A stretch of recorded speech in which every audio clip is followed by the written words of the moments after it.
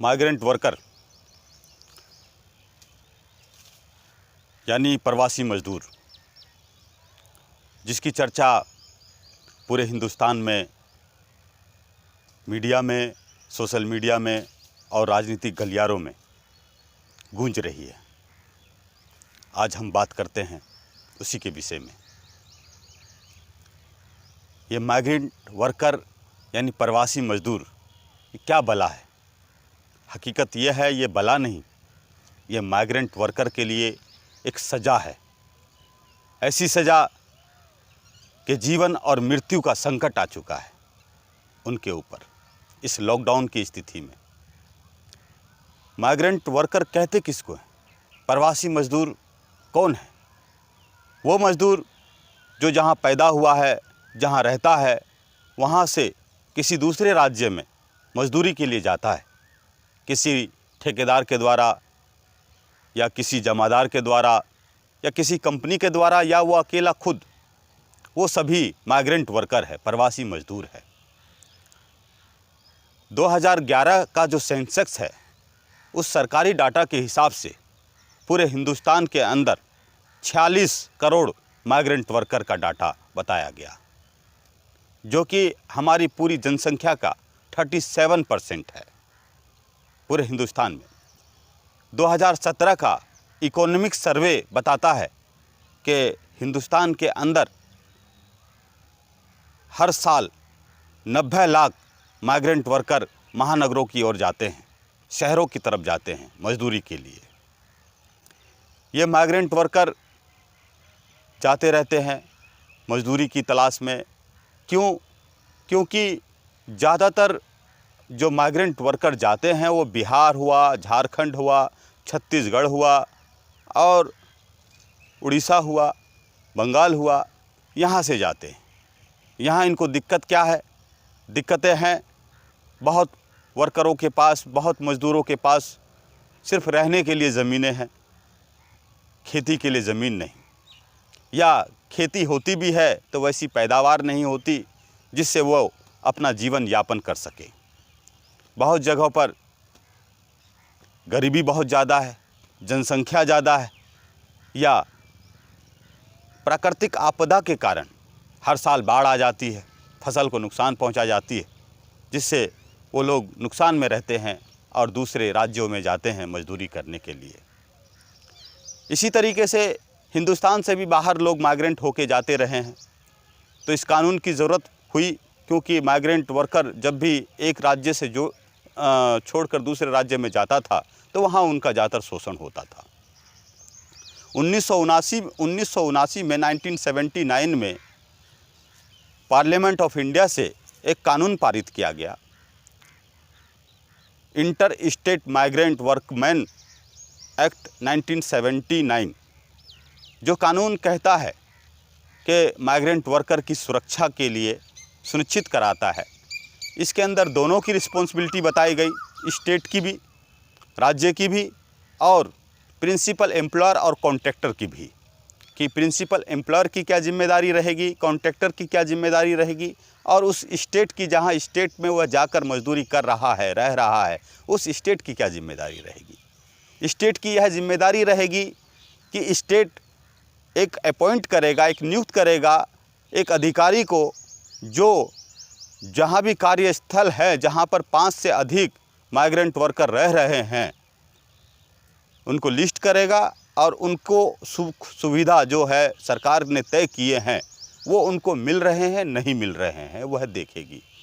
Labour inspector जाएगा, register check करेगा, लेकिन ज़्यादातर होता ये है वो रजिस्टर चेक कम करता है, वो सिर्फ पैसे का हिसाब ज़रूर रखता है कि पिछले महीने उसको इतने रुपए मिले थे, अगले महीने थोड़े ज़्यादा मिलने चाहिए, बस ये खाना पूर्ति होती है और कुछ नहीं। जो ज़मीनी हकीकत है वो मैं बता रहा हूँ। मेरी बात शायद कुछ लोगों को बुरी लगेगी, लेकिन जो सच्चाई है वो मैं बता रहा हूँ। दूसरा, लाइसेंसिंग ऑफिसर की जिम्मेदारी होगी लाइसेंस इशू करना इस्टेब्लिशमेंट को, जो भी जहाँ भी माइग्रेंट वर्कर रहते हैं, और फिर उसके बाद उनके सुरक्षा के मापदंडों को निरीक्षण करने की भी जिम्मेदारी है। और किसी प्रकार की अगर कोई शिकायत आती है माइग्रेंट वर्कर की, तो उसको निपटाने की भी जिम्मेदारी राज्य सरकार की बनती है। अब आते हैं प्रिंसिपल एम्प्लॉयर और कॉन्ट्रैक्टर की जिम्मेदारी। साइट पे क्या क्या सुख सुविधाएं होनी चाहिए या कार्यस्थल पर क्या क्या चीज़ें होनी चाहिए, उनको रहने का सही इंतज़ाम हो, उनके पानी पीने का सही इंतज़ाम हो, उनके टॉयलेट का सही इंतज़ाम हो, यहाँ तक कि फ्री में मेडिकल फैसिलिटी भी देने का प्रावधान है। यहाँ तक कि हर मज़दूर जो माइग्रेंट वर्कर है उसको एक कार्ड इशू किया जाए कॉन्ट्रैक्टर की तरफ से, एजेंट की तरफ से, और उस कार्ड में यह सारी चीज़ें दर्ज हो, वह मज़दूर कहाँ का है और कब से आया है, और उस कार्ड पे उसकी सैलरी कितनी मिलती है, कब से कब मिलती है, यह सारी चीज़ें लिखी होनी चाहिए।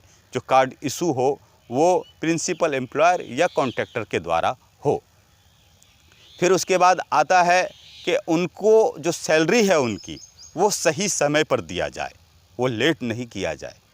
और अगर किसी प्रकार की दुर्घटना साइट पर हो जाती है तो सबसे पहले प्रिंसिपल एम्प्लॉयर और कॉन्ट्रैक्टर की जिम्मेदारी बनती है कि उस मज़दूर को फ्री में ट्रीटमेंट करवाया जाए और उसके सुरक्षा के मापदंडों को साइट पर चेक किया जाए, यह जिम्मेदारी भी बनती है।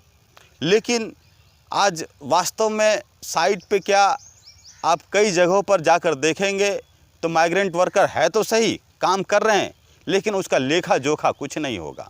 किसी ठेकेदार के द्वारा वह आ गया है, काम कर रहा है, उसका कोई रजिस्टर नहीं, कोई रिकॉर्ड नहीं। यही दिक्कत हुई कि आज दिल्ली सरकार क्या पूरे हिंदुस्तान में पक्का डिटेल सरकार के पास नहीं है कि टोटल कितने माइग्रेंट लेबर हैं जो दूसरे राज्य से आकर महानगरों में काम कर रहे हैं। क्यों नहीं है? क्योंकि CLC हो, चीफ लेबर कमिश्नर हो या लेबर इंस्पेक्टर हो, उसने अपनी ड्यूटी को सही जिम्मेदारी से नहीं निभाया। वो दिल पे हाथ रख के यह बात कह सकते हैं कि क्या उन्होंने अपने कार्य को पूरा किया, जिस वजह से आज ये कमियां आई। इस लॉकडाउन ने बेशक दिक्कतें दी हैं, लेकिन कई चीज़ें हम लोगों को सिखा दिया। इस लॉकडाउन ने दिखा भी दिया और सिखा भी दिया। दिखाया क्या कि जितने भी हम मज़दूर के लिए कानून की बात करते हैं, चाहे वो BOCW हो, चाहे सोशल सिक्योरिटी एक्ट 2008 हो, या जितने भी ये एक्ट बने हैं वो सिर्फ कागजी पन्नों पर ही अभी तक रिकॉर्ड हैं। वो ज़मीनी हकीकत पर अभी वो ढकोसलाबाजी सा लगता है। क्या लगता है कि ज़मीनी हकीकत पर ऐसा कुछ भी नहीं। यह कमी है, बहुत बड़ी कमी है, जिसका आज बहुत बड़ा खामियाजा भुगतना पड़ रहा है। हम न्यूज़ में देख रहे हैं किस तरीके से मज़दूर शहरों को छोड़कर अपने घर भाग रहा है, किस तरीके से लोग पैदल की यात्रा कर रहे हैं, कितने बच्चे मर गए, कितने बूढ़े मर गए सफ़र करते करते, कितने भूख से मर गए, कितने पैदल चलते चलते थकान से मर गए। ये सारी दिक्कतें पैदा हो गई हैं। आज उन्हीं माइग्रेंट वर्कर की अगर हम बात करें तो सबसे पहले बात आती है कि यह सारी चीज़ें फेल क्यों हुई। फेल हुई क्योंकि इसको ईमानदारी से निभाया नहीं गया। प्रिंसिपल एम्प्लॉयर कॉन्ट्रैक्टर के मन में से लेबर इंस्पेक्टर का और लेबर डिपार्टमेंट का जो भय था वो ख़त्म हो गया। उसे मालूम है कि मैं कितने लेबर माइग्रेंट लेबर रख रहा हूँ, उसका मैं रिकॉर्ड दूँ या ना दूँ, कोई फ़र्क नहीं पड़ता। क्यों? क्योंकि लेबर इंस्पेक्टर आएगा और मुझसे पैसे लेगा और चला जाएगा, बस उससे और कुछ नहीं बात करनी है। इसी वजह से आज उसका डर हट गया। वरना लॉस तो ये भी कहता है कि उसके खिलाफ़ जो एस्टेब्लिशमेंट रिकॉर्ड प्रोवाइड नहीं करता है माइग्रेंट वर्करों की, तो उसके खिलाफ़ एक्शन होना चाहिए, उसके खिलाफ़ केस दर्ज होना चाहिए, पेनल्टी लगनी चाहिए। लेकिन ऐसा वास्तव में है कहाँ? कुछ भी नहीं। तो ये सारी कमियां हैं, दिक्कतें हैं। एक बोर्ड अगर बन जाता हर राज्य का, जो बोर्ड यह सुनिश्चित करता कि इतने माइग्रेंट वर्कर इस राज्य से उस राज्य के अंदर गए हैं काम करने के लिए, तो शायद आज माइग्रेंट वर्करों का डाटा हमारे पास होता, लेकिन ऐसा है नहीं। फिर बात आती है कर्नाटका की। जो कर्नाटका में अभी फ़िलहाल ही देखा हमने कि ट्रेनें रद्द कर दी गई। क्यों? क्योंकि बिल्डरों का दबाव था सरकार के ऊपर कि जो सरकार ने पैकेज मतलब इकोनॉमिक्स को बढ़ाने के लिए रिलीज़ किया है वो उनका डाउन हो जाएगा। जो बिल्डरों ने फ्लैट तैयार किए हैं वो उसके प्रोजेक्ट रुक जाएंगे, इसलिए मज़दूर को रोका जाए। ये तो सामंतीवादी एक व्यवस्था हो गई जो पहले होता था, बाप ने अगर कर्जा लिया है तो उसका बेटा चुकाएगा, बाप की देनदारी बेटा निभाएगा। किसी तरीके से एक एग्रीमेंट बन जाया करता था, उसी एग्रीमेंट के तहत दास प्रथा चला करती थी। लेकिन आज हम ऐसे जीवन में ऐसे दौर में नहीं जी रहे हैं। बंधुआ मजदूर 1976 का एक्ट कहता है कि आप किसी को बंधुआ मजदूर नहीं बना सकते हैं, किसी को आप ज़बरदस्ती काम नहीं करा सकते हैं। हर किसी की अपनी आज़ादी है, अपना उसका मन है कि वो आप काम करना चाहता है या नहीं करना चाहता। अगर नहीं करना चाहता है, वो जाना चाहता है, तो आप उसको रोकने वाले कौन होते हैं? आप उसको नहीं रोक सकते। रही बात कोरोना वायरस का मामला चल रहा है, कोविड-19 का मामला चल रहा है, अगर कोई मजदूर इन्फेक्टेड है तो उसे आप रखें, उसका टेस्ट करवाएं। अन्यथा मजदूर जाना चाहता है तो उसको जाने दें। उसको रोक के आपको कोई फ़ायदा होने वाला नहीं है, बल्कि विकास की जो रफ्तार आज है वो मध्यम पड़ जाएगी, धीमी पड़ जाएगी। हालात आज ऐसे हैं, कल अच्छे हालात होंगे, बेहतर हालात होंगे। और बात आती है और भी अगर करें तो दिल्ली की। दिल्ली में भाई माइग्रेंट वर्कर परेशान है घर जाने के लिए। वो ऑनलाइन में जाता है तो पता चलता है ऑनलाइन में लिंक ही काम नहीं कर रहा है। वो एसडीएम के पास जाता है तो कोई मिलता नहीं है। वो पुलिस वाले के पास जाता है तो बाहर एक पन्ना चिपका दिया जाता है जिसमें लिखा होता है इस वेबसाइट पे जाएं और यहाँ पर यह लिंक दबाएं। और जब वह लिंक दबाता है तो पता चलता है लिंक डिक्लाइन है, वो काम ही नहीं कर रहा है। तो आप क्यों ये बेवकूफ़ बना रहे हैं? या तो आप बोले ही नहीं कि भाई हम ऐसा वेबसाइट जारी कर रहे हैं, ऑनलाइन की सुविधा है। आप सच्चाई से न काम लें। अभी एक ट्रेन आपने भेज दी, कहाँ रजिस्ट्रेशन हुआ था, किन लेबरों का रजिस्ट्रेशन हुआ था, उसका कोई रिकॉर्ड नहीं। कहाँ पर क्या कैसे गए, कोई वो नहीं, बस आपने भेज दिया। अब हम परेशान, सभी लेबर परेशान कि जाना कैसे है। भाई अपने घर जाना चाहता है। आज हम कहते हैं राष्ट्रवाद की बात करते हैं। देश आज भी मज़दूरों के लिए, उसका देश जहाँ वो पैदा हुआ है, उसका गांव जहाँ वो रह रहा है, वही उसका देश है। महानगर या जितने भी हम बना लें वो उसके लिए परदेश है।